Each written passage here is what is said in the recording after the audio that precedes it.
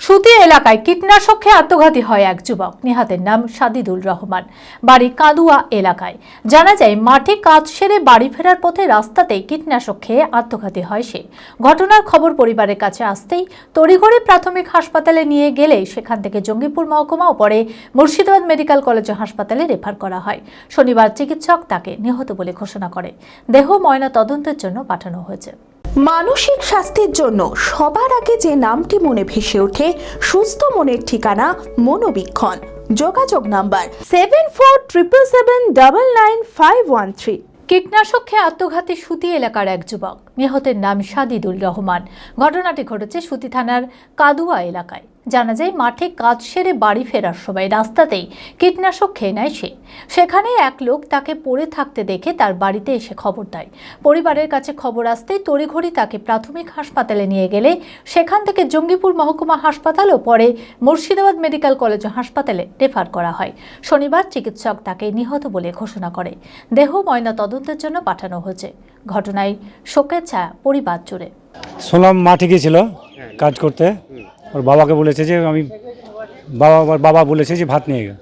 বাড়ি ভাত আনতে গিয়ে তার খোঁজ নেই। তারপর মোটামুটি ঘন্টা দুয়েক পর পার্শ্ববর্তী এলাকার একজন থার্ডম্যান লোক খবর দেয় বাড়তে যে তোমার ছেলে ওখানে পড়ে গেছে। তারপর তার আত্মীয় গিয়ে নিয়ে আসে। মাঠেই পড়েছিল। তাকে প্রথমে তুলে নিয়ে প্রাথমিক হাসপাতালে আমাদের মমতা হসপিটালে যায়। তারপর ওখানে মহকুমা হাসপাতালে নিয়ে যায় জঙ্গিপুর থেকে আবার আমাকে মেডিকেল হসপিটালে ট্রান্সফার করা হয়। এখানে 3 দিন পর মারা গেল। মৃত্যু কারণ কিছু বোঝা যাচ্ছে না এখন। আমাদের কিছু সন্দেহ হয় না। এত ভালো ছেলে, কারোর সাথে ঝগড়া নাই, ঝাঁটি নাই, কারোর সাথে কোনো সমস্যা নাই, কিন্তু হঠাৎ এ করে কী ঘটনা ঘটলো সেটাই আমরা বুঝতে পারছি না এখন। হ্যাঁ, বিষ খেয়েছিল। মুর্শিদাবাদ খাদি মেলা 2025-26। খাদি চিরন্তন, খাদি পরম্পরা, খাদি ঐতিহ্যবাহী, খাদি সবার সেরা। মুখ্যমন্ত্রী মমতা বন্দ্যোপাধ্যায়ের অনুপ্রেরণায় অনুষ্ঠিত হতে চলেছে 10ম মুর্শিদাবাদ খাদি মেলা 2025-26। আয়োজনে পশ্চিমবঙ্গ খাদি ও গ্রামীণ শিল্প পর্ষদ।